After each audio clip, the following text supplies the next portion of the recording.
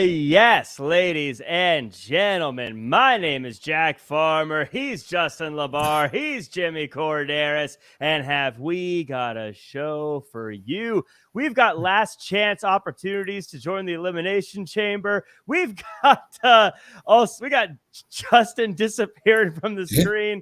We even got a bunch of red bouncy boots on the show. It's a wild one, as I think Justin's getting some stuff worked out on his Wi-Fi. As we wait for that, though, Jimmy Korderas, how are you, friend? Yeah, I'm doing well. Surprisingly a little bit warmer up here than it's been the last little while. So I will take it. I mean, like even on Wednesday, it's supposed to get really warm and we might have 0 snow on the ground. But then it is February in Canada, so that can change quickly. Well, I do believe, much like Groundhog's Day, after the Super Bowl, the weather changes and it's different. Yeah, the unfortunate thing here is it fluctuates and it does the old. It's hot. It's warmer above normal temperatures for this time of year. Then it's below normal temperatures for this time of year, and it's all over the map. Yeah. Well, I'm glad to be back. I got stuck, for everyone wondering. Thanks for the kind words. Ricky saying, "Welcome back, Jack." Appreciate it. I was, we talk about the Uso Penitentiary. I was locked down in jury duty. I had to go sit and figure out if I was going to be somebody who had to make a decision about someone's future. Fortunately, the judge saw right through my inability to make decisions and said, "Get out of here." But not before killing a good chunk of my week. So he saw that you could be influenced. Yes, very easily. Like, this guy can't be trusted with anything serious. Well, sorry to interrupt you, but as long as the judge didn't say, "Hey, you do that wrestling show, right?" Okay.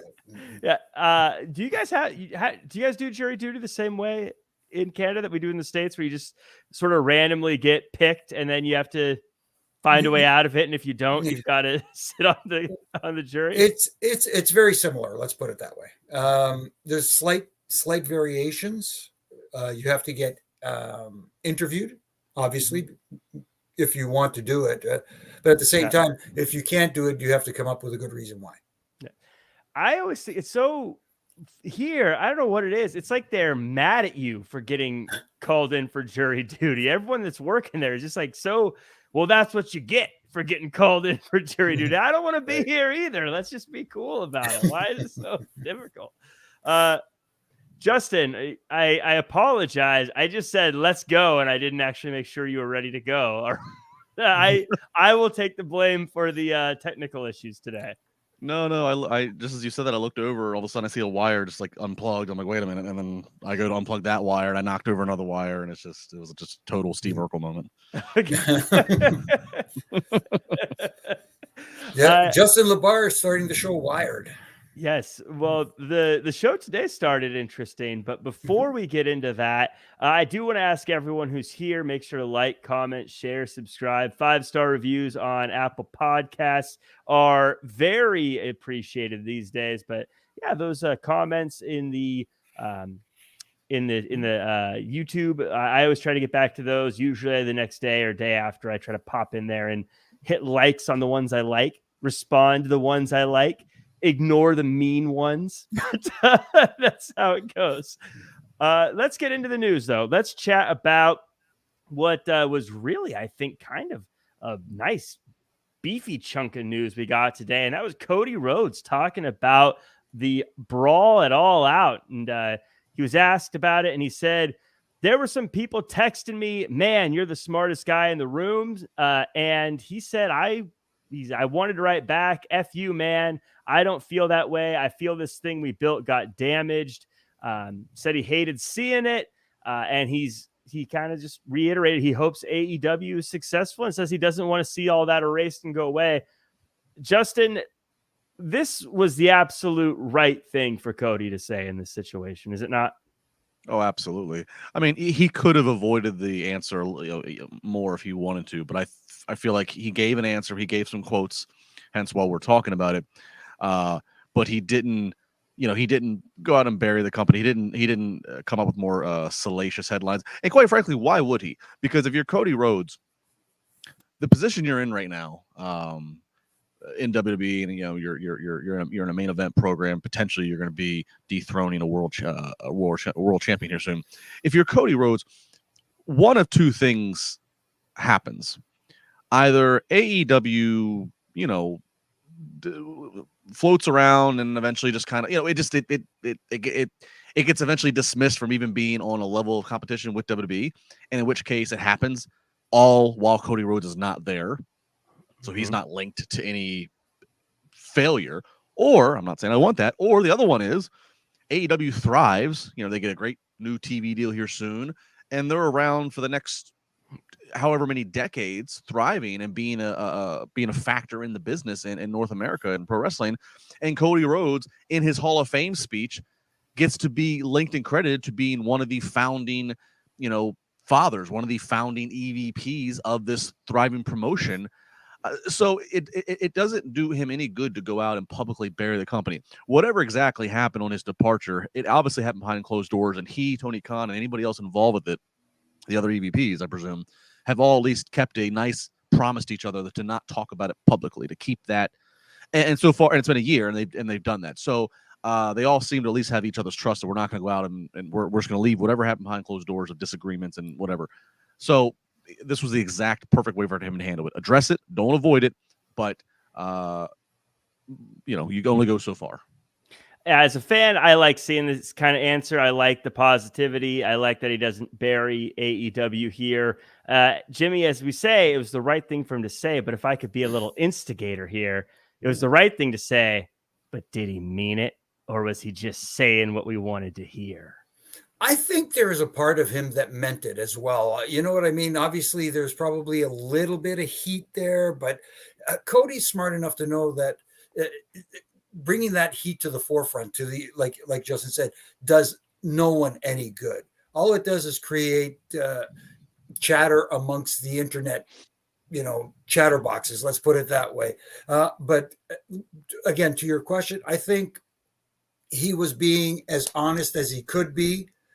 I think maybe there, like I said, a little bit of underlying, I don't want to say resentment. I don't think resentment's the right word, because I think he feels bad that he didn't get to see something he started with the other guys, him being there to see it grow to what he was hoping it would be. And to say that he wants to see it get to that level is perfectly the right thing to say, and he probably does feel that he wants to see them succeed in some form or fashion. But I think, again, bottom line, I think he mostly believes what he said, but at the same time, there's probably a little bit of him underneath that says, "Oh, I'd like to throw somebody under the bus at some point." and maybe in a couple years from now, when WWE does the great documentary they do on Cody and his return back and where he's at in his career, maybe he does peek the curtain back a little bit more and get a little bit more honest about certain people. Maybe even if certain people was just CM Punk, and Punk remains ostracized at that point. Cody knows right now, in February of 2023, he is inside of 45 days from WrestleMania. He knows the only headline he really wants people talking about in terms of Cody Rhodes is Cody Rhodes versus Roman Reigns. He does not need any headline out there of Cody Rhodes versus the Young Bucks, Cody Rhodes versus Tony Khan, Cody Rhodes versus CM Punk. He does not need any of that coming out of podcasts. He needs Cody Rhodes versus Roman Reigns, because that's what's going to make him the most money and the most value right now. And I think that's what makes what he said so smart, is it sort of doused any flames of wanting to ask him more about it. Like, I can't imagine him doing another show and people being eager to ask him about it, because he answered it in a way where there's not really a follow-up. You're just kind of like, oh, okay, that's it. He squashed it. Yep. He's a smart businessman, is what Cody is. And WWE's gain is AEW's loss at this point. Yeah. And especially from a presentation standpoint, because he looks like a star, man. He just looks so good. He feels, you can see it's almost like a different aura about him too right now. It feels like he's in a different place. Yeah, we're going to talk about him in a minute, but yeah, there's something special going on there. Somewhere things are not very special, and I don't mean to be this to be a burial of AEW here, but things aren't feeling very special on Rampage lately. The numbers are down again. I don't like to usually go week after week after week because I feel like nothing really changes week to week, but it's been like this for a long time. Every week it seems like it goes lower and lower, while across the way over on SmackDown, the numbers continue to go up. Jimmy, I always say I'm not really a big ratings guy, but at some point something's got to give with Rampage, right? I think so too. And I think a lot of the problem is its timing. It's a Friday night at 10 o'clock is when it begins airing. And that's a tough night to begin with because, especially with the crowd they're catering to, it's a Friday night. You don't want to be stuck home watching. And yes, I get it. We live in an era where you can DVR everything and watch it later, but it's not the same as getting to watch it as it happens. I'm always one of those guys. It's like, hey, I'm into the Super Bowl. Is it as much fun watching it after because you were busy doing something as it is watching it live and watching it as it happens and watching the halftime show? No, I think the time slot is a big issue. I almost feel like I wish they could work something out with the good folks at Turner where they could kind of bring back the old 6:05 time slot on Saturdays. Kind of like the old days. Yeah, obviously they want to move ahead, move forward, and don't look back on the past too much. But at the same time, I think that would be maybe something they can give a shot. Change nights and change days, especially after a 2-hour SmackDown, which a lot of people are tuning into because there's a lot of good storytelling going on there. Justin, I'd love to know your thoughts. I always feel like it's unfair to compare numbers apples to apples with SmackDown and Rampage because they're two totally different programs. But if one's trending up and one's trending down, that I think you can compare. Correct. The trend is relevant, right? Trend is relevant of just, because trend, you factor in time of year, which we all have to deal with. You factor in what other competition just in general is on television or on media. So trend is important. But yeah, I mean, you're not going to compare SmackDown and Rampage. I mean, they're not even in the same fruit basket, So I think Rampage just has everything going against it. It's Friday night at 10 o'clock, as Jimmy already outlined. That's not for the demo that they're trying to reach. The demo that they're trying to reach on Friday night at 10 is not probably sitting. And again, yes, you can DVR, you can pull things up on your phone, but still, that's not when you want to reach those people. So that has that going against them. It's only 1 hour. Raw 3 hours is too long. 2 hours is a sweet spot. 1 hour, they already try to cram stuff in. 1 hour, you really have a hard time trying to tell some stories, or you try to fit too much in there, and you're just dizzy by the end of it because you've tried to show too much. It's taped.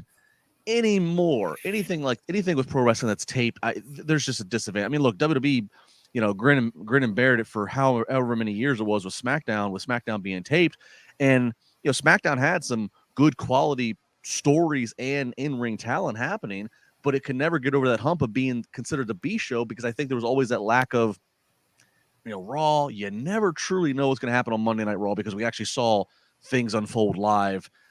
SmackDown, you read about it, or that something could be reshot or whatever.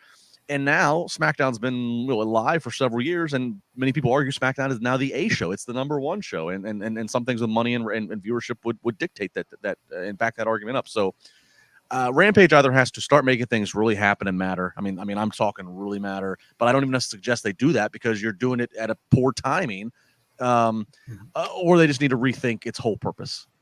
And where it gets distributed. So, I mean, the troubling thing is that it makes you almost wonder, okay, if this is what the Rampage number is, if the average is 400,000 people that watch it, is that the true number of people that actually care about the hardcore aspect of the hardcore wrestling and the in-ring work rate and all that stuff that people will cite the AEW diehards hang on to, and then that extra 600,000 they get on Wednesday night, is that the extra people that are jumping in of, is this story interesting? Is MJF an attraction? Is Jericho on the show? I wonder, is Rampage revealing how small the true size is of catering to the hardcore and why you must always be trying to book too casual? And yes, I know it drives people crazy on WWE that they will rehash and show video packages several times to make sure you pick up every little detail. But is this proving that doing that helps keep everybody on the same page and being able to follow along versus AEW where, oh, well, if you saw if you saw Rampage, then you know why this is happening on Dynamite. Or if you watch that YouTube extra, you know, and it's like, no, it doesn't work that way. That does not bring on casual fans. So I think the Rampage numbers, Tony Khan's an analytics guy. That's what he does for the Jacksonville Jaguars, apparently. He's in charge of analytics and all the numbers and all that. I think he really needs to dig in and see what he can learn about these numbers, because these numbers and trends don't lie. I think something that they're butting up against too is there's so much wrestling content out there right now. It's not like, you know, back when it was, okay, you had Raw and you had SmackDown. If you were crazy about wrestling, you'd watch Heat. You know, I mean, between Raw and Dynamite and SmackDown and NXT and Rampage, and of course, if you're at that point, if you're watching New Japan, if you're watching Stardom, if you're watching AEW, Impact, there's just so much out there. You do need a reason to get people to tune in at this point, especially what I always think is I feel like I get what they're thinking. Like, I get, like, this past week, I get the idea of Butcher, Blade, and Kip Sabian versus Blackpool Combat Club. Sure, they're going to do cool things. Visually, it looks entertaining, but is it enough for me to give up a Friday night to watch this match that I know the outcome of? And they're people that aren't that hard to find matches for also. You know, I just don't know if it gets me enough to make me go, cool, after putting in 10 hours of wrestling this week, it's worth doing yet another hour to watch this, you know? Totally agree. And that's not even counting Dark and Elevation and, you know, people watch Main Event or Level Up or all these other things that are out there. It's just, or pay-per-views or PLEs or whatever we're calling them. It's just, I think there's got to be a hook. Yeah, there's a lot of content out there. This is just, and you, like you said, it has to be special. There has to be something to draw people in. And yes, cool matchups may do the thing, but at the end of the day, as we're seeing, great storytelling is what's drawing people in. Great characters, you know, getting people invested in other people. Yes. You want to tune in. Well, we talk about tuning in. Final piece of news before getting into the show. On June 26th, Comcast is removing Peacock from its bundle, meaning customers who don't have an independent subscription to the streaming service will need to sign up for one to continue watching. Peacock Premium currently costs subscribers $4.99 a month, although Comcast will reportedly give its customers the option to purchase the streaming service at a presently unspecified discount from that price. Peacock will still be offered free for 6 months to new customers who sign up for Xfinity. Justin, this may impact the numbers for some of these premium live events. Obviously, not as many people are going to be seeing these shows. But my question to you is, if you're the kind of person that watches PLEs now, is this going to be enough to deter you from keeping up with them going forward? Well, I'm the wrong person to ask that, because I'll tell you this. I am one of the 17 million people in America who has Xfinity cable. Yes, I still have cable. And I have Xfinity, so I get Peacock already. All I have to do is speak into my root and say Peacock, and I get it. I've never had to pay a separate line item for it. My damn cable bill is expensive enough, so I feel like I'm certainly giving them my money's worth. But this is going to be interesting for me. Obviously, I'll do whatever I have to do to have Peacock, because I need to, right, for this. But I will be curious, because that's been one of the things. You know, Peacock has not been. It's not the best user experience at this point, and really WWE. And its archives is one of the biggest things it has. Yes, Peacock has a lot of reruns of old syndicated shows, but in terms of original content, the PLEs are probably the top line. So I'm a little surprised that Comcast is choosing to do this. Maybe that means they have more original content that's going to be rolling out as well. I don't know, but you're right. This is going to. I'm not the person to ask, but this is going to affect some, you know, middle of the road viewers who, you know, again, maybe watched WrestleMania or watched Rumble because they figured out that it's already built into their bundle. And so that did allow for inflation of numbers to report, oh, it was seen by this many millions of people. It set a record in the 30-year history of this event.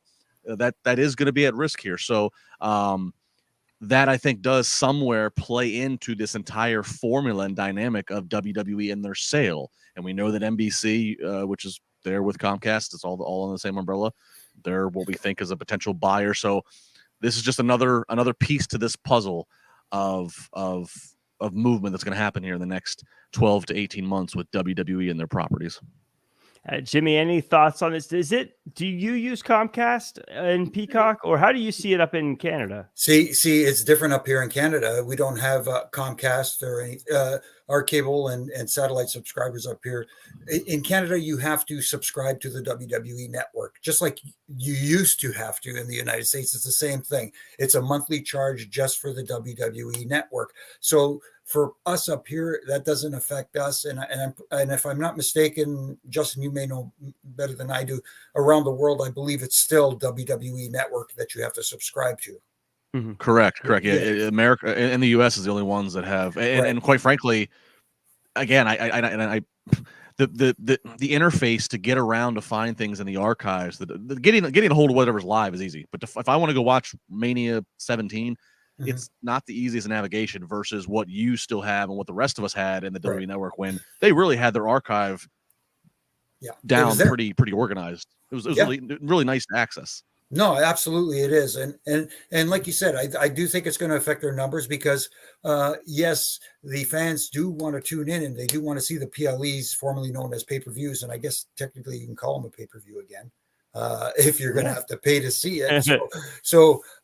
But once you get something given to you as part of a package, it's kind of hard to get them back paying for it again because you get a little spoiled at that time. So at first, at least it will affect the numbers. We'll see if people start coming back or not. But again, for the rest of us outside the US, it's really a non-issue. Let's put it that way. Yeah, I mean, I'm probably the wrong demographic too, but the reason I got Peacock was for WWE. So it's like that's kind of I'm stuck with it. I don't have Xfinity, so it's not really going to affect me. But yeah, let's move on from the news and talk about this show. Of course, I want to thank everyone in the chat. It's the roll call: Dylan Matthews, Jeff King, Stephen Cant, Ethan Cruz. We've got Ricky's Aldevar, Baby Ice. We got Rocky, Dream Realm. We got Sergio M. Rouse, Mr. X. I haven't seen Mr. X in a while. Good to see you again. Adam Staples. We have Bernie DC, Slim Majors. And I think it was Nick in here who was excited to join Night One in here as well. So good to see all of you. Jeroy J, thanks so much again. Like, comment, share, subscribe. Casey J, Manny as well. Thank you guys so much. Let's get into the show. Let's chat about this when we start with Becky Lynch and Adam Pearce in the ring. Scrap Daddy. Becky says she's been distracted by Damage Control when the most important thing is the title. So she wants to fight her way into Elimination Chamber. Bayley and Becky come out and they decide to do a triple threat where if Bayley or Becky win, they are going into the Elimination Chamber. If Bianca wins, then nothing. Same old same. Justin, this kind of sets us up with a match that has some interesting stakes a week before a premium live event.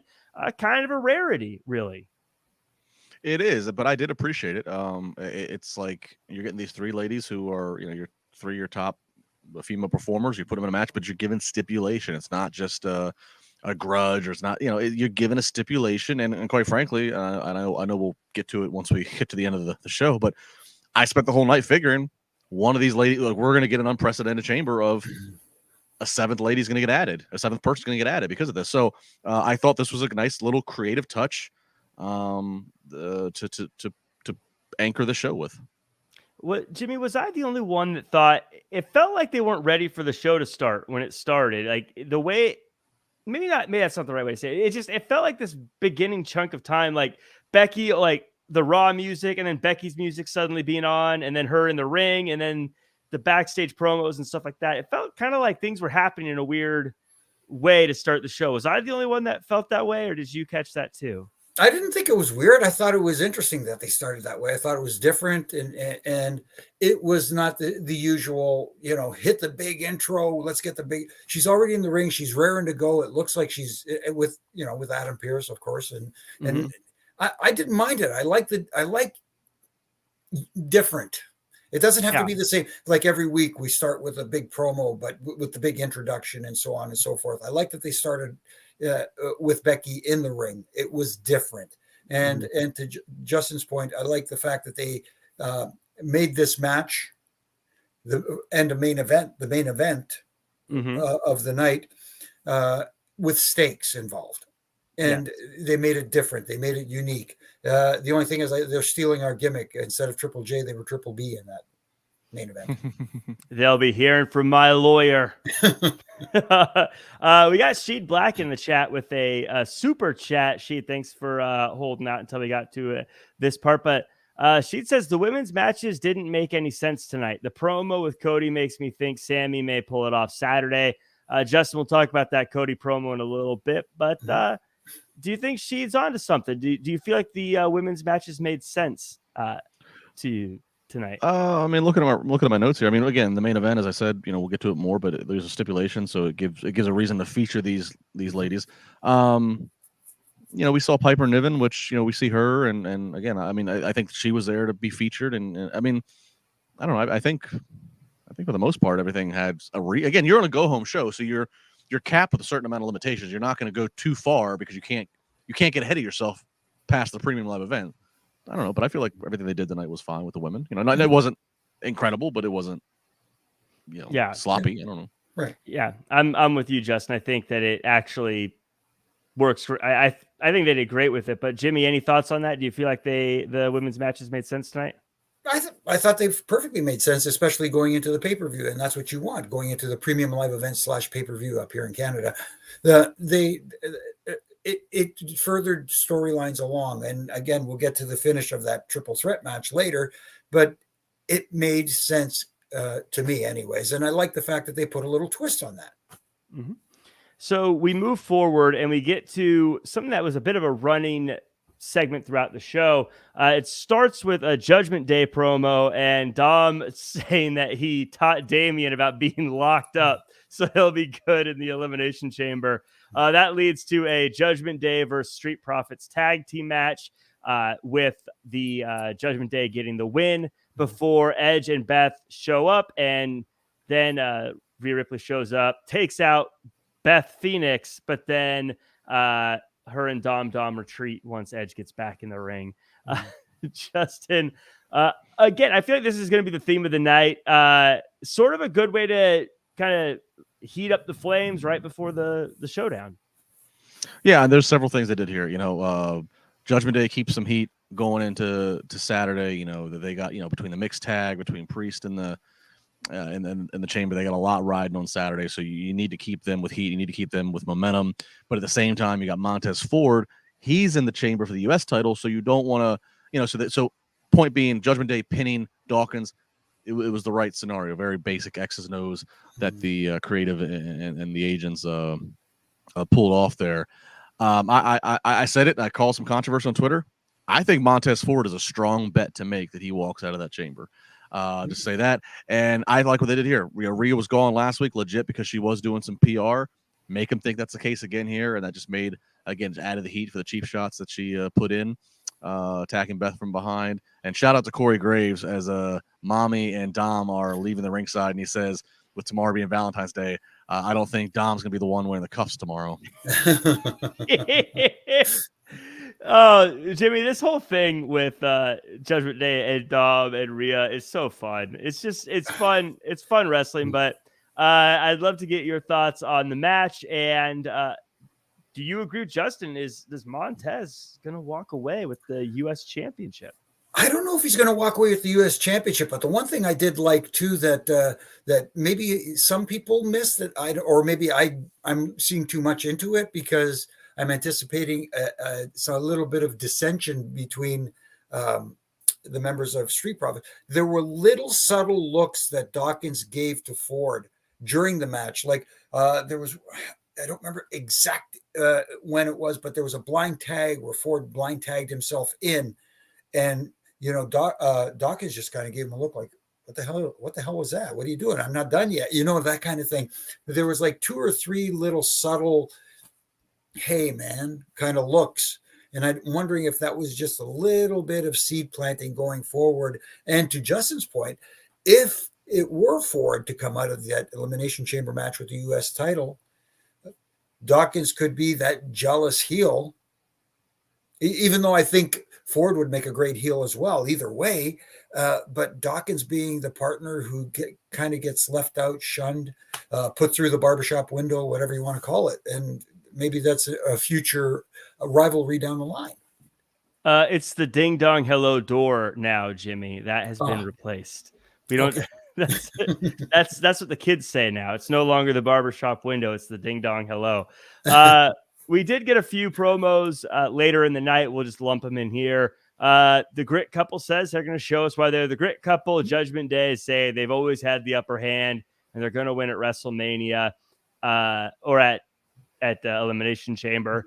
I'm so excited. I'm putting Mania in my notes for everything. They did say Rhea Ripley's going to win at WrestleMania. Oh yeah, okay, so fair enough. I wasn't totally off, but yeah, I think that these are now. I for one can't. I'm ready for the Copelands and Judgment Day to go their separate ways, but I feel like they've done a great job of making this entertaining along the way. I feel like we're going to get a good, I guess, a launch pad for everyone involved into WrestleMania. And yeah, I think Montez could win.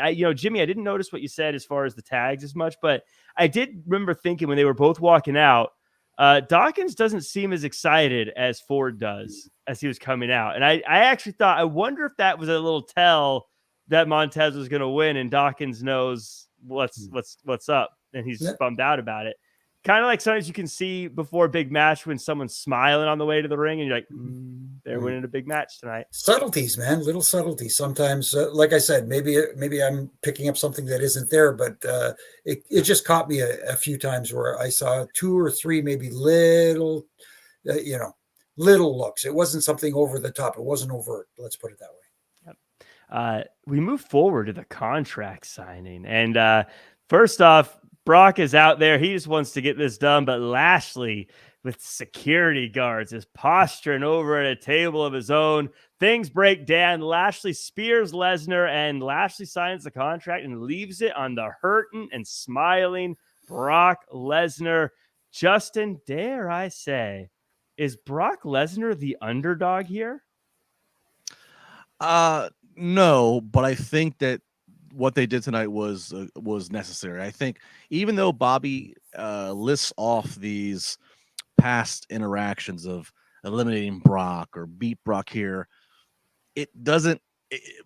Besides the elimination that happened a few weeks ago in the Rumble, it all happened. Like a year ago. Like it hasn't happened all recently. So Brock is still the bigger name, the bigger star. So I think Bobby definitely had to go into this match Saturday having got the last laugh, last physicality, so to speak. So he needed to get that spear and play the mind games and outsmart the beast tonight. I think that was needed to still keep Bobby credible. And I know that's crazy to say because Bobby Lashley, and he had some great world title reigns, but when you're up against Brock, that's a different kind of animal, pun intended, different kind of beast. So that was really needed tonight. I still think Bobby's a bit of an underdog. I'm not sure what they're trying to accomplish out of night. Out of Saturday. I don't know what. I don't know if they're trying to accomplish a match this Saturday that then leads into another WrestleMania match between the two. I don't know if it's Brock's going to take a long time off and they want Lashley to just, beat him decisively in 2 or 3 minutes. I don't know. I'm really foggy on what they're going to try to do this Saturday, but I do think going into Saturday, Lashley needed to elevate himself, and this did that. Yeah, this is a very interesting time of year because usually around this time of year, we're starting to see where things are going and who's probably going to pair off with who. And there's a lot of people with no dance partners at WrestleMania yet, but there's a lot of big names that could have dance partners. So it's very, very fascinating. Jimmy, the thing that I took away from this segment, though, is Lashley seemed very set on the old bad guy side of the locker room here tonight. Yeah. You picked up on that too. No, it felt that way to me as well. I mean, he felt like the heel in this one.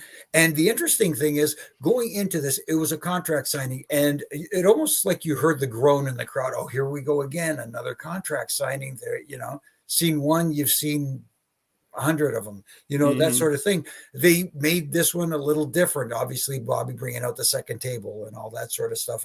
And like you said, Brock was getting cheered here and Lashley was getting booed and he was feeding off that.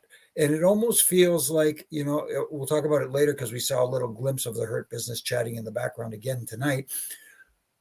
It almost feels like maybe they make their presence felt at Elimination Chamber to help Bobby out. Just a thought. I know, again, maybe me with the pencil in my hand again. That makes the most sense. That would make the most, if they're going to lean into Bobby being heel, and they're teasing the Hurt Business. Let the match not even really be a match. Let it be just 4-on-1 handcuff. Let Lesnar just beat the hell out of him, and then you extend it to Mania and you have put him in a Hell in a Cell, put him in a pit, put him in something, put him in some type of situation where it keeps everybody else out. Yeah, right. What I'm thinking would be just visually awesome is they're fighting. Cedric comes out and Brock Lesnar's fighting them both off. Shelton comes out, he's fighting them both off. MVP tries to get involved. Brock Lesnar's fighting them all off, but then Omos stands up from behind and he just wipes out Brock Lesnar. I think that would be a visual that would get you pumped for Mania to see. Because Omos has been out for a while. Like he's been gone, just drifting away. I don't know how you hide an Omos, but somehow they're hiding him. So, if he's under the ring's like elevated because he's too big. He's under the ring. His feet are sticking out. Right. Like the Wicked Witch. They're just like the little kid that's trying to hide, not have to go to bed. And you just see his feet sticking out of the end of the bed. He's under there with Hornswoggle right now. Yeah. And a chicken. And a chicken, yes. Jimmy got that. Oh yeah. That would be fantastic. So somehow we transition to Piper Niven versus Michin Mia Yim. Not a very long match, but Niven looked very strong, hits the Loch Ness Slam, gets the win. Jimmy, this one was more about Piper Niven than it was about Mia Yim. Yeah, the very simple, very plain story told that they elevated Piper Niven, made her look like, for lack of a better term, a beast in the women's division, someone who is to be reckoned with and can do some damage. And I think that was the end game. And I just wish they would make up their mind. Is it Michin? Is it Mia Yim? Just stick to one and just stop throwing both out there. Yeah, to me, it drives me bonkers. It doesn't help her. Justin, I'd love your thoughts on Piper, on Michin. Also, I just want to get your thoughts on the idea of someone changing the name of a well-known move like the Boss Man Slam into the Loch Ness Slam. Look, I think this match was all about branding Piper Niven. She didn't get a win last week. So you need to get a win tonight, reestablish this new name, new identity, new credibility. I thought, branding that move and, to her, also a little subtlety on commentary from Corey Graves. Piper Niven just slammed her into the Abyss. That was the same kind of a slam that Abyss, who is also a backstage producer now for WWE. So there's a lot of little things there if you want to pluck some nuggets out of it. But this was actually very similar to a match we got to later on the men's side of things. It was about just taking a young star. It was very much WWF Superstars-esque of just sending the talent out there that you're trying to get featured and just having them hit the featured moves and the finished moves. And it's not long, it's not fancy, it's not complicated, but and there's not a lot of story to it. It's just establishing them to the audience or I guess in Piper's case, reestablishing. So that's what this was. And yeah, the Michin Mia Yim, it does no favors. If the WWE doesn't set on consistency of what to call her, then it really does no favors for the audience to know how to identify her. I think, look, they put Michin on the screen. That's what you call her. I think if you're going to put the name on the screen, just stick with whatever's on the screen. Piper Niven says Piper Niven, so we call her Piper Niven. Right. Unfortunately, we don't get to call her Dewdrop. I'm the only one that likes that. But what Abyss called it? Black Hole Slam? Was that his? Yeah. Yes. It? Yeah. I feel like that's almost now becoming one of those things like you can guess someone's age by what they call that move now. Oh boy. but I'm a big fan of Piper, so glad she's getting the win there. We get a segment here that was not shocking at all, incredibly good. Sami Zayn shows up and he calls out Cody Rhodes, and he wants to know if what Cody said about him is true, if he really believes that he could beat Roman Reigns. Jimmy, this was a big one, so I'm just gonna leave the floor open to you. What you tell me about it? It was very interesting because Cody didn't. It's almost like he, trying to pump up Sami Zayn and get him ready for the Elimination Chamber match, and he didn't say that he called him out basically. He said, because he asked him, if he's ready, does he believe? And Sammy's response is, I don't know, which caused Cody to really fire up on him and tell him, you got to believe. And he started trying to boost him and give him all the confidence in the world. So he tried to pump his tires, for lack of a better term, and said kind of at WrestleMania, he wants to face Cody Rhodes, which I found interesting because, the match that people want to see is obviously Cody and Roman. Mm-hmm. Just like people right now want to see Sami and Roman at Elimination Chamber. And I know a lot of people, unfortunately, don't believe that Sami will come out of Elimination Chamber holding any of the titles there. But at the same time, at least, there's interest there in seeing the match. But this segment, sorry to cut you off though, but the segment I thought was well done, well executed.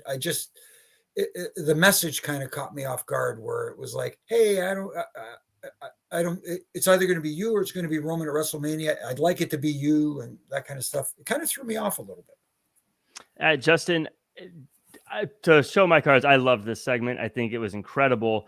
But I want to know your thoughts, and I want to know your thoughts on, are they successfully navigating the waters so that the crowd doesn't hijack WrestleMania with the Sami chants?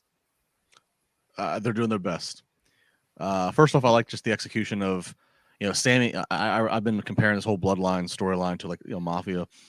Sami's kind of, he's in hiding. He's on the run. He's watching over his shoulder until he can get a fair fight, so to speak, at the Chamber this Saturday. So I like him just kind of ducking in disguise under a hood, and then he ducks out that same way. I thought that's a nice little bit. He's not hanging out in Gorilla. He's not waiting for his music cue. No, he is on the lam. He is on the run to get to Montreal. He made a quick detour in Brooklyn to call out Cody Rhodes. I thought that was a nice little touch. To your question, yes. A lot of people are comparing this to the Daniel Bryan 2014 situation. That Sami Zayn and Sami Zayn's fandom is going to hijack WWE's plans.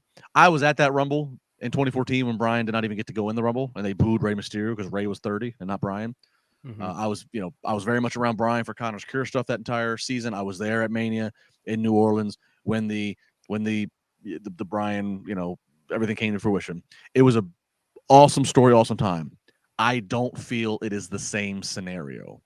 I see why some people think it, but it's not the same scenario. However, there is some of the same risk there is that pocket of Sami fans who you run that risk of getting them to take their frustrations out on Cody Rhodes.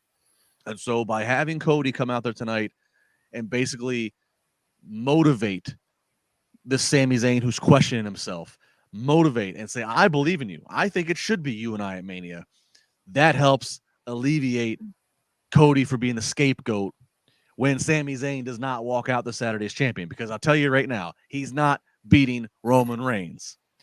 And I know there's people right now that pocket of Sami fandom that are screaming, and oh no, they're going to call an audible, or oh no, that's the thing to do. That's going to be no. Let me make clear. People want to see Sami Zayn beat Roman Reigns, who just happens to be the WWE World Champion. They want to see him beat Roman Reigns because of the 9-month story and all the dynamics in the bloodline. People want to see Cody Rhodes beat the world champion, no matter who that is, whether that's Roman Reigns, Brock Lesnar, Seth Rollins. There's a difference.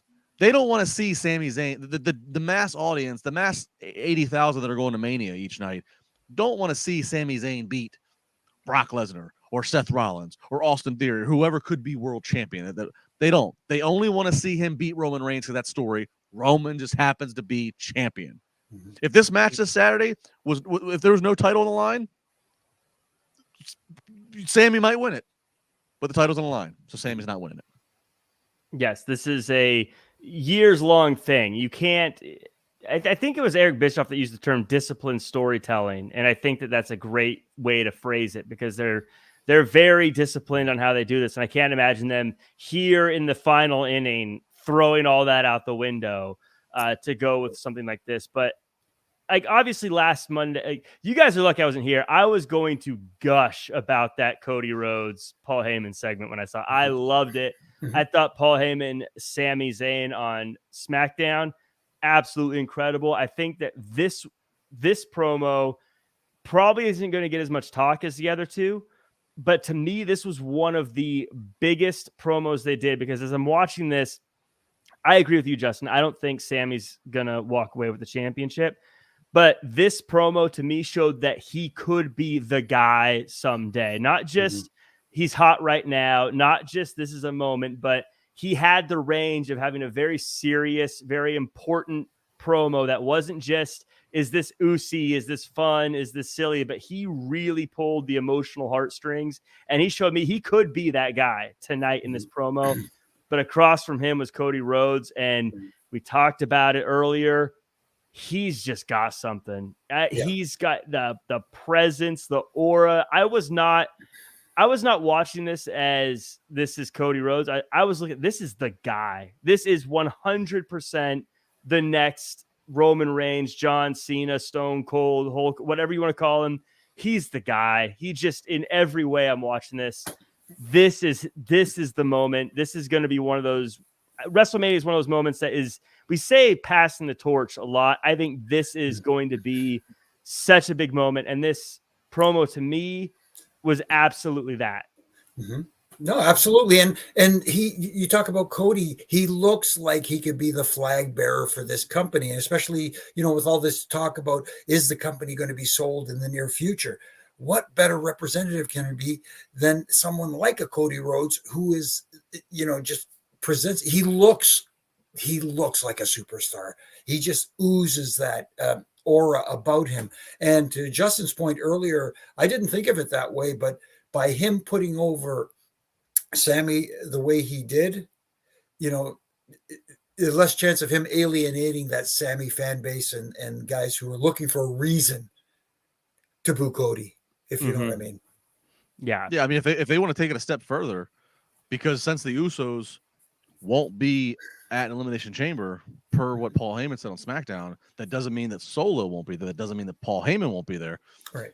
If somebody else tries to get involved and looks like Sami's got it won and somebody else tries to get involved, if Cody makes an appearance and tries to stop that, tries to help Sami, and Sami still doesn't get the job done, again, it just eliminates Cody from being a scapegoat. They can then move on with promoting Cody versus Roman, and if there's anybody who's on the fence about Cody but they're diehard Sami Zayn fan, maybe they jump to Cody's bandwagon and say, all right, if Sami couldn't do it, I want to get that son of a bitch Roman dethroned. I'm going on the Cody bandwagon. I'm pushing for him.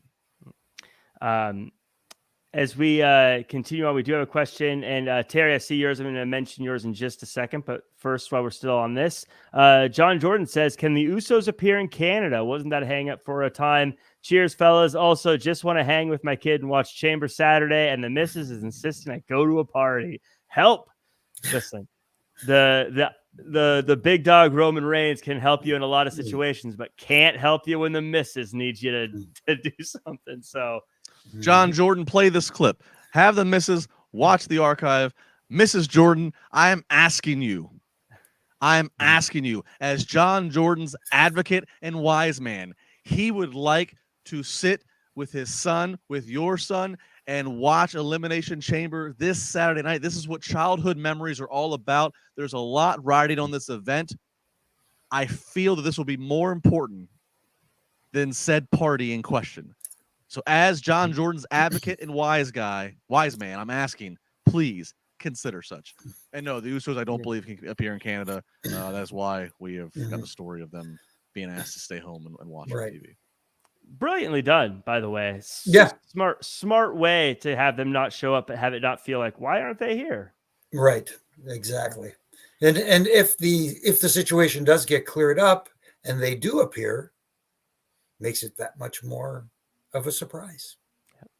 Especially to those who know the backstory, so to speak, the peek behind the fourth wall. Yeah. Well, before this amazing segment, by the way, we were going to get a Baron Corbin promo with Kathy Kelly. And I love this. She said, wait a minute, something important is happening. And it cuts away from Baron Corbin. And then Corbin, of course, comes out and afterwards, and he's upset about it. And he's talking about how he's been getting a bad hand and how Cody's been given everything. And we eventually get a Cody versus Baron Corbin match, which is basically Cody's beating the brakes off of Baron Corbin until he gets the win. Justin, this was a fun way to show that Cody Rhodes can still mess you up in the ring. I mean, when I'm in a night, I have a few nice fitted 3-piece suits for my guy, David Allen, who does a lot of the roster. Shout out to David Allen. When I'm in a nice suit, I don't like to bend over if I drop my pen. I don't even like to have to go take a bathroom break if I got to. Like, I don't want to get in the car and have to put a seatbelt on, and I got to readjust the tie, and I got to redo it. And then Cody's out there doing suicide dives. Yeah. Just to that point, I do ring announcing, and the first time I did it, I can't tell you, Justin, I was wearing a suit.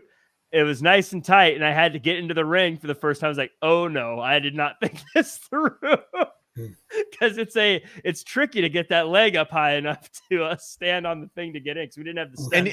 And you don't want to be adult Jack Farmer entering in between the first and second rope. You got to at least be man enough to kick your leg over that middle rope. If you're not man enough to kick your leg over that middle rope, you can just go on out. But even if the pants are a little snug, even bending down low enough to get between the first and second rope is kind of tricky as well. You don't want the magic split.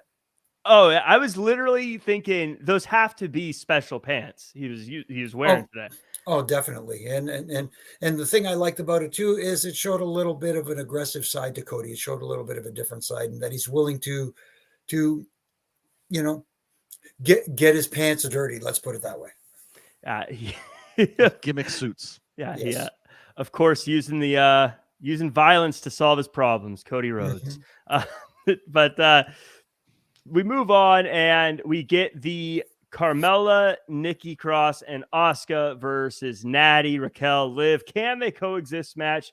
Of course, we get some backstage promos beforehand, but the match ends up being basically what you'd expect. Can they coexist? And no, Asuka cannot coexist. She eventually takes on everyone and makes Liv tap out, getting her team the win. Jimmy, we haven't had a Can They Coexist in a while. How'd you like this one? No, it was all right. I mean, it helped further the story along. Can they coexist? In this case, it made sense because they're heading into Elimination Chamber. They're going to be facing each other. This was kind of like a brand versus brand kind of thing, which I think doesn't work like it used to work back in the day, or at least did it work in the day? Well, again, it worked a little better. Yes, for lack of a better term. Let's put it that way. At least there was the implication that there was some tension between the brands, and the match itself, I thought, told a nice story. It made Asuka look very strong going into this match, which tells me she's not winning the chamber match. Oh, I was about to send it over to Justin. Do you think Asuka's the favorite? But Jimmy says otherwise. That creative formula also, I feel like, was somewhat dependent on previous creative regime. I still think you got to give Asuka a certain amount of respect. She came back at the Rumble, little, I don't want to say repackaged, but a re-jolt of energy. You still got to give her a little respect that she still's got a chance. But yeah, this was definitely the Can They Coexist? But I think it's okay because it's a Can They Coexist because you got 6 women that are going to be locked in this thing. So that's okay on the go home to, put in a situation where they all turn their back on each other. I think that's okay. The problem is the can they coexist used to be every week kind of thing. Go home to Chamber. I'm fine with it. I thought this was fun. Again, go home show, silliness, fun, worked for me. Speaking of silliness and fun, though, Alpha Academy and Maximum Male Models run into each other. Justin, does Otis have a future as a model? Otis does. I have a feeling like we're going to be a lot of comparisons flash to my mind. I'll try to give. Like everything for wrestling fans. Everything from Raven and Canyon going shopping, and we find out Raven's actually from a rich family, and it's Versace. What a maroon, and or I can picture SNL, Patrick Swayze and Chris Farley, Chippendale. Like there's going to be some grand makeover of the refined gentleman that is Otis, which should make for some interesting television. And Jimmy, your thoughts on that? But also, I love the idea of a increasingly jealous Chad Gable for not being the one that they're interested in. No, that's, again, you're talking about the potential for comedic gold. They take Otis out, and Otis is like, I'm used to shopping at the big and tall shops, and stuff like that, or whatever the case may be. But Chad Gable is the one, in my opinion, who is just like underutilized. This guy has the potential to be this generation's Kurt Angle, of course, without the Olympic gold medal. But this guy, I don't know. I think he has it, and the potential is there. But as far as Otis and Triple M, yes, please.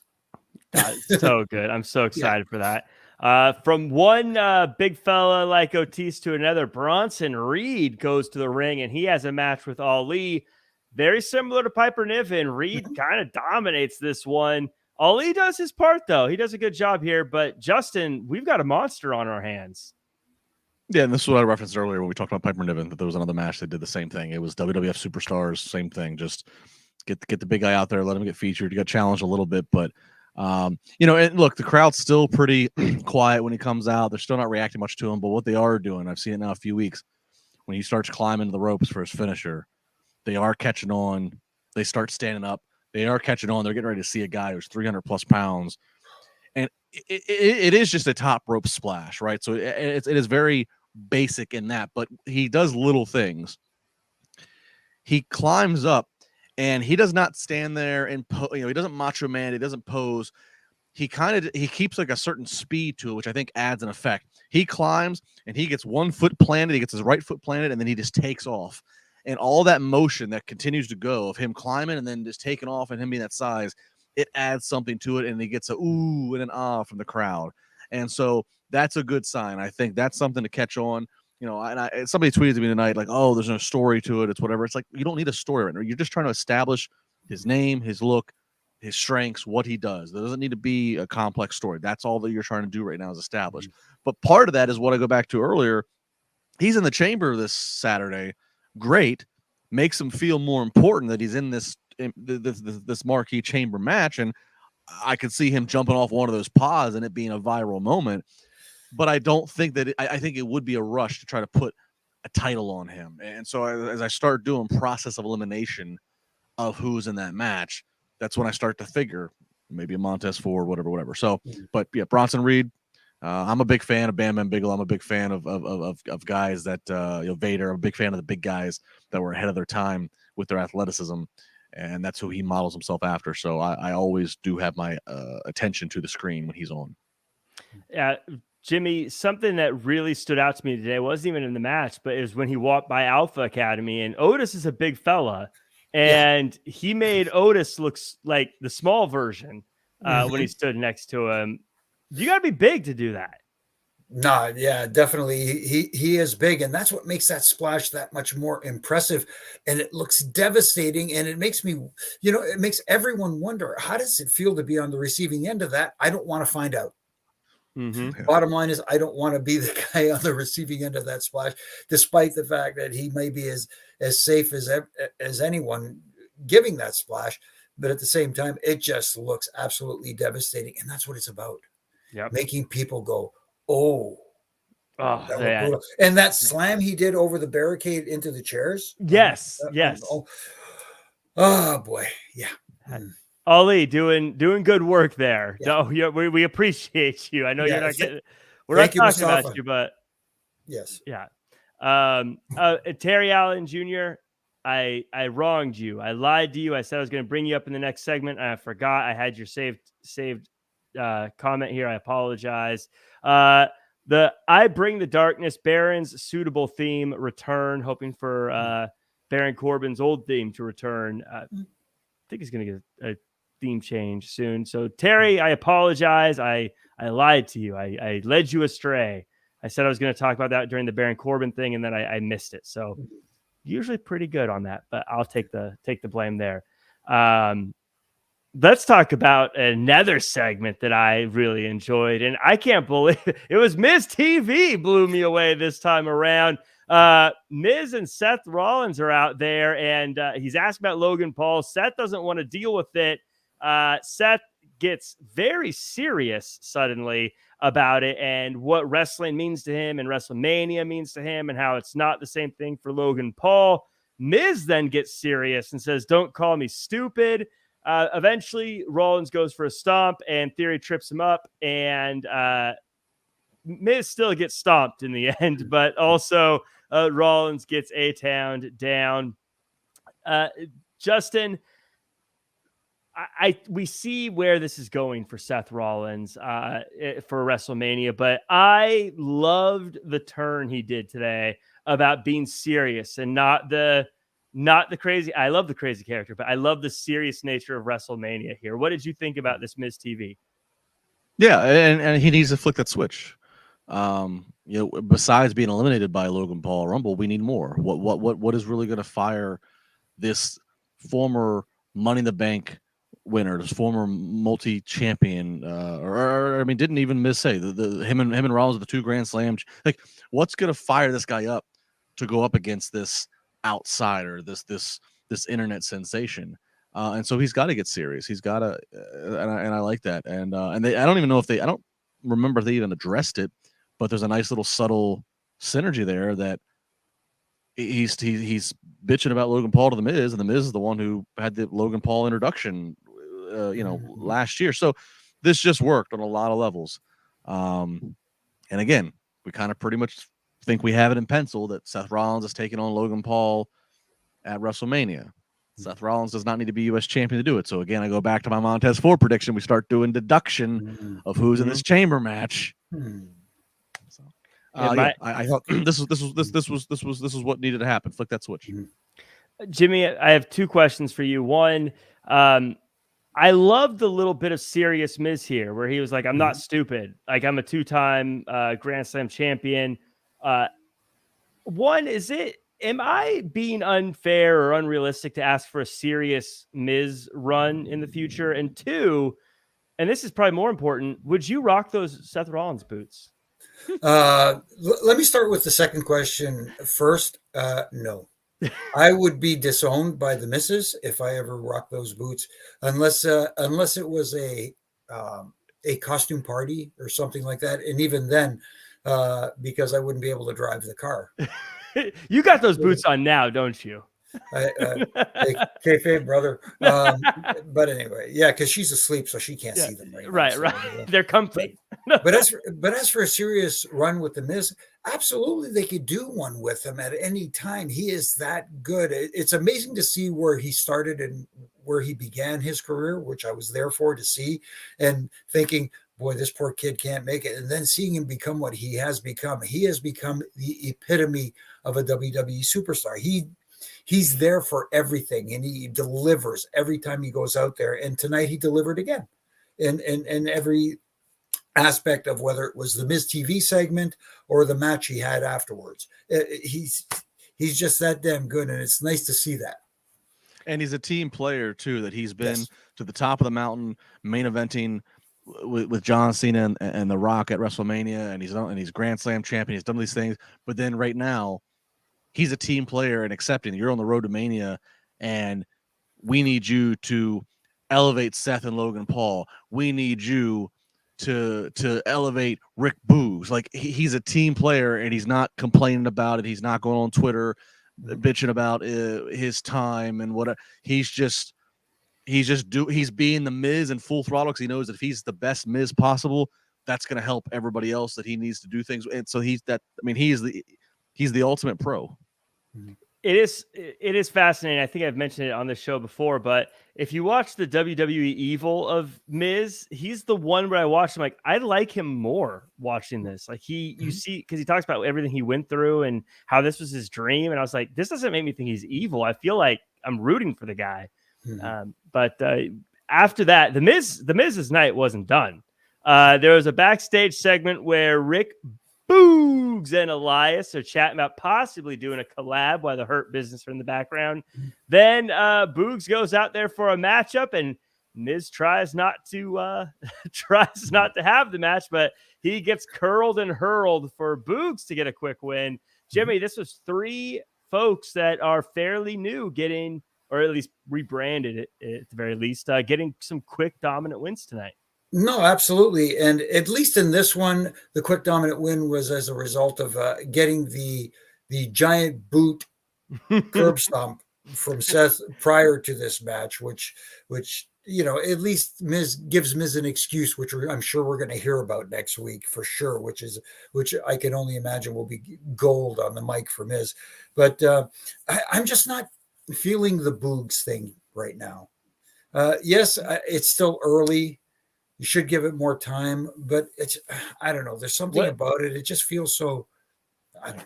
What's missing from it? Do you think maybe you want more of a character as far as like, because I mean, he's a character, but like, are you looking for more of rhyme and reason as to why he's the way he is? Or, maybe a little explanation, a little backstory, a little something, a little anything other than rah, rah, rah, rah. As long as he doesn't call himself the Booger, I'm cool. just give me something more. Give me a little more substance. I want to be interested in the character as well as what he can do in the ring. There's one Booger in our wrestling universe, and it's Bastion. But Justin, so he got the win here, but I want to talk to you about Elias and Boogs backstage. Are we looking at a rivalry, or are we looking at a collab? It might start as a collab, and they might start. I gotta say this. I don't disagree. I wouldn't mind getting some kind of story told that, like, Boogs, if obviously he's a babyface, Boogs had some type of sympathetic growing up or childhood or college experience or something. And he somehow overcame and he said, look, I'm just going to be positive. I'm going to be me. I'm not going to be type. I'm going to be me. Because I mean, he's got these crazy facial expressions and looks like he's about to have an aneurysm. But all that being said, tonight he got the people giving some reaction to his energy.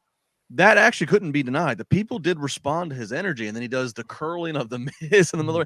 So there were things that I was like, man, there's some potential here to build on. But I do agree, he would probably gain that many more thousands of people in the crowd if we get some backstory on he got wronged in life or whatever, and he's like, you know what, I'm making the most. Tomorrow's not guaranteed, or what, something. I'm just kind of spitballing here, but if you actually look into his bio. This guy was a collegiate wrestler. This guy has his own comedy YouTube channel for like the last decade where he does comedy. He does weight fitness and weight training. So, I mean, there's elements to pull from. He's got things there to pull from. So, this was the first night that I started to feel anything about Rick Boogs. I'll say that. So I like that these two conversations just happened because I like Rick Boogs because I get caught up in the energy. I get like all those fans. I'm caught up in it. Like, this guy's crazy. I'm into it. But I think, Jimmy, you're right. I think there's a sort of an incongruence where he's backstage and he's talking about, I'm here to shred and play guitar, but then he's using a weight thing, squeezing it to work out. But then he comes out with tasseled boots, and I'm like, he's got the clean cut hair. I feel like I don't really know who he is. Is he a rocker like Elias? Is he a fitness guy? Is he I guess I don't know. Too many questions. What box to put him in yet. Too many questions. That's what it is. There's too many questions.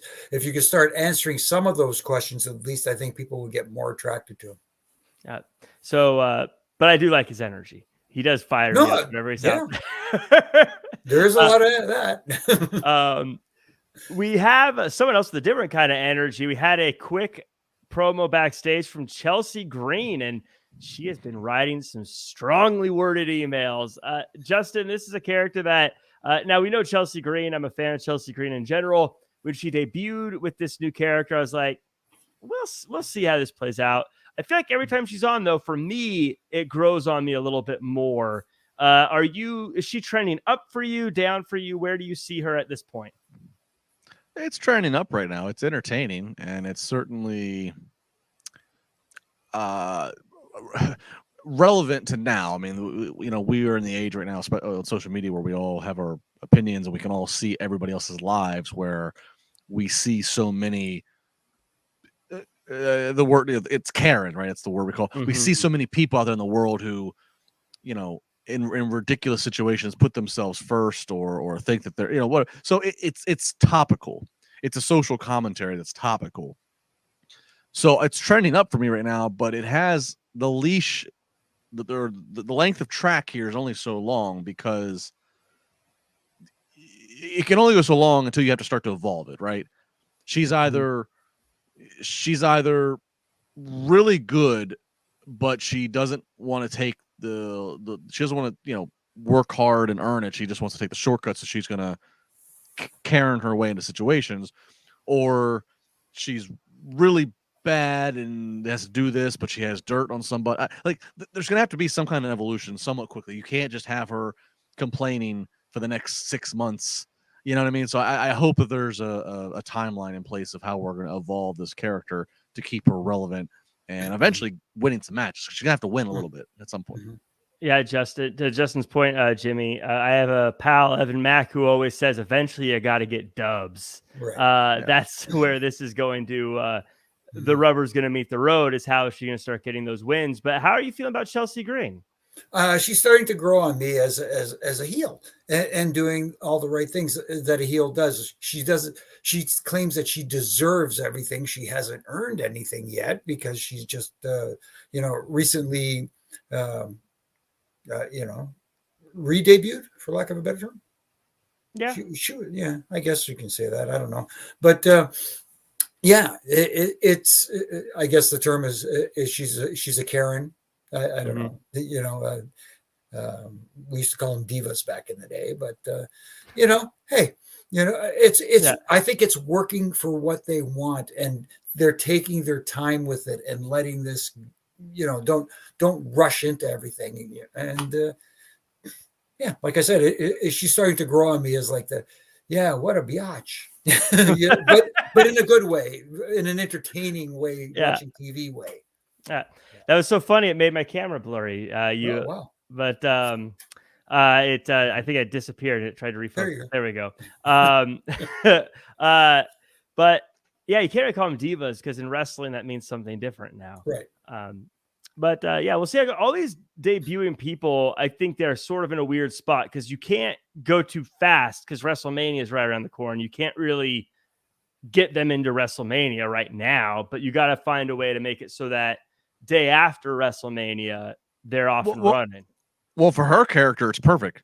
Can you just imagine her on both nights of Mania, just pestering Adam Pearce all day long, just following him around? How can I get into Mania tonight? That'll be me at this point. I'm gonna be watching. She tapes him. She handcuffs herself to his office. I mean, there could be actually some great. Her of all characters actually gets the benefit out of Mania because that she could really have some potential. And even going so far as to say she's claiming she deserves to be main eventing. Well, and what would be great too on top of that is before a championship match, before the US title match, Adam Pearce be like, I got to handle this. No. This is important. You need to listen to me. We get to the main event, Becky versus Bayley versus Bianca. Damage Control's heavily involved, as well as all the other women in the Elimination Chamber. It's pandemonium, but in the end, Bianca stands tall, and Bayley and Becky stay out of the chamber. Jimmy, I'm of two minds on this. One, I'm glad that Bayley and Becky aren't in it because I've already seen enough of Becky versus Bianca and Bayley versus Bianca. So I don't really want to see either of them win it anyways. But also, I feel like we ended with nothing changed at the end of the day. Yeah, no, I get that exact feeling. But at the same time, here was an opportunity because even if Becky or Bayley entered that match, you could still work it out where neither one of them wins the match to earn that title opportunity at WrestleMania. So, I don't understand. This was a chance to make the Elimination Chamber match unique and different from all the other ones. And I think that was the missed opportunity here, where you could have started the match off as a three-way. Like they said, if one of them were to enter the chamber match, would have started as a three-way instead of two people with one exiting the pod. Again, missed opportunity to do something different and unique and have one of these established women help elevate someone else in the match to get that WrestleMania opportunity, like maybe a Raquel, if you want to elevate someone young and new. Yeah, Justin, this is as we talk about dance partners for WrestleMania, this obviously Charlotte and Rhea are locked up. Now Bianca is going to be locked up with one of the 6 women in the Elimination Chamber. Becky and Bayley are both top stars for them. Neither of them have a dance partner. Do you think they keep this going through WrestleMania, or do they have to find something else? They're kind of in a weird spot right now. I think they do. I think that maybe they follow up with Lita being there last week. So maybe you get a Becky, a Lita, maybe one more. I've seen the fantasy booking of a Trish, or I think they keep this going for a reason. And I hope that works out, because I got to be honest right now. And it's nothing. I mean, I was a big fan of Bayley when she was in NXT. I thought that her babyface gimmick in NXT, I thought that she might be the female light version of John Cena in terms of what she could do with merch and the hugging and the fan engagement. But this Damage Control, I'm starting to tap out on. I really am. I don't. It just does not. It does not move the needle for me. It does not do what I think they're trying for it to do. So maybe having them in a marquee match at Mania against Becky Star, and then flank her with 2 legends, maybe that'll do it for me. Maybe I'll see something. I don't. Maybe that rub will transfer. But Damage Control to me has just been uninteresting. Yeah, I think with Bayley, she's one of the big names, I think, that carried WWE through the pandemic. I think she was fantastic through that. I kind of think that Damage Control was just dealt a bad hand in a lot of ways, where they came back, and because there wasn't any tag teams for them to really have a rivalry with, they got the titles, but now they're just kind of sitting on them. She was clearly the best person to face Bianca next for the title, but you can't have her just beat Bianca, become the champion. So she's sort of in this weird like purgatory where she can't be the big threat, but she also isn't a nobody. And so it's what I feel like she's just in a weird limbo. And so I'm with you, Justin, where I don't know if there's a place for Damage Control anymore. Or yeah, it feels like they were really the first, like, once Triple H took over, that SummerSlam was his first thing that he just inherited a few weeks ago before. It felt like these just happened to be the first phone calls he got to make and get people there in terms of people he wanted to bring back and new creative initiatives. But like what you're saying, he didn't have the rest of the pieces in place for them.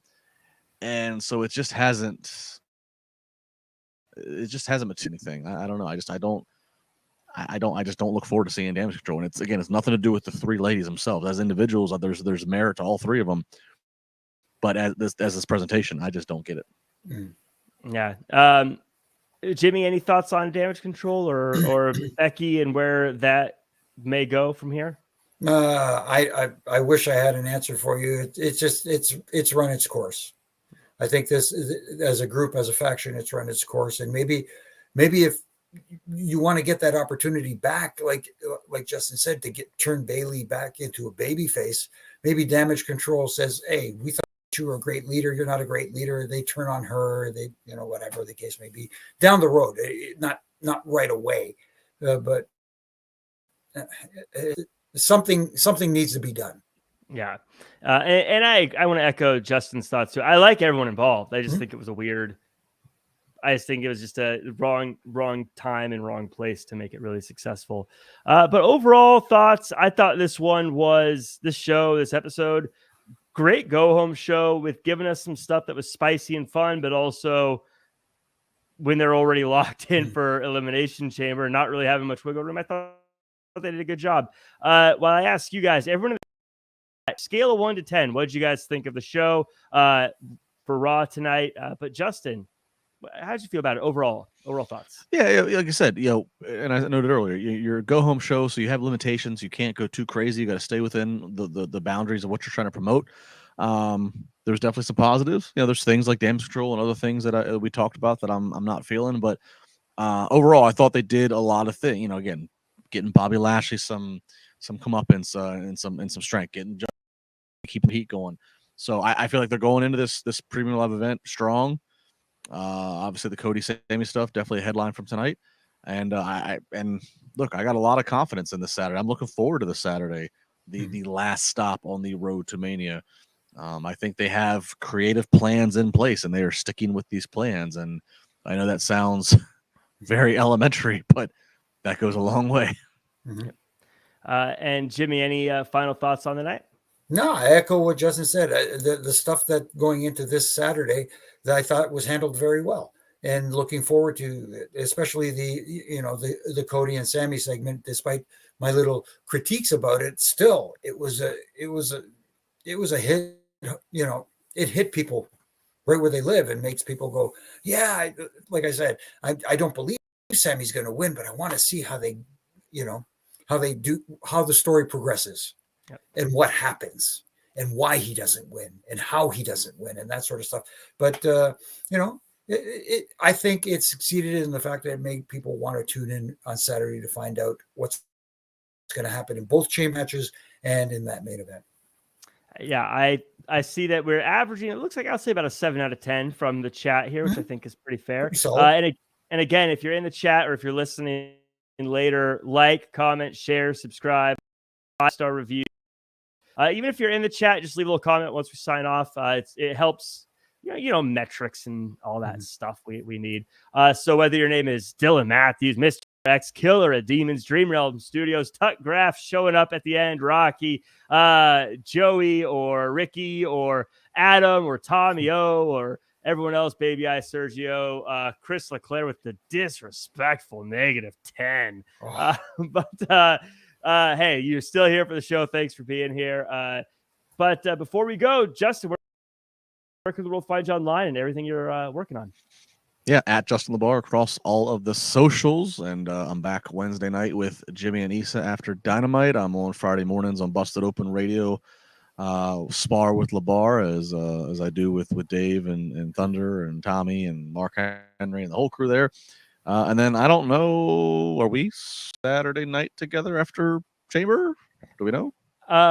I will not be here for Saturday. I've got another booking I'm on. I'm going to be ring announcing and commentary for the Influencer Fight League. Oh, you and your nice hair can just go. It's all I have, really.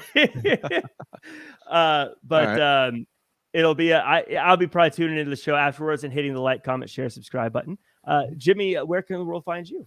Like Justin said, Monday nights here with Triple J and on Wednesday nights with Justin and Issa talking Dynamite. And you can find me on all my social media platforms from Monday to Friday doing my ref and rants where I critique. And it's not to tear down. It's just to help tighten the bolts, nuts and bolts and that sort of thing. And just have a little bit of fun. And also now with my good brother in stripes, Brian Hare and RJ doing the Reffing It Up podcast where we talk different topics. Jimmy, always tightening nuts. Oh, we got you can you can find me at Real Jack Farmer across all social media where you can. I almost got in trouble last Wednesday night. Anyways, so. I saw your MJF comment about good stuff over there too. But follow at Wrestling. The after Dynamite show, after Rampage, after SmackDown. We got the News and Notes show on Thursday, which is new. So if you haven't checked that out on Thursday, check out our News and Notes show. Raj and I chatted up. And of course, the After Elimination Chamber show is going to be awesome. So you're going to want to check that out as well. Good times, everyone. And we will see you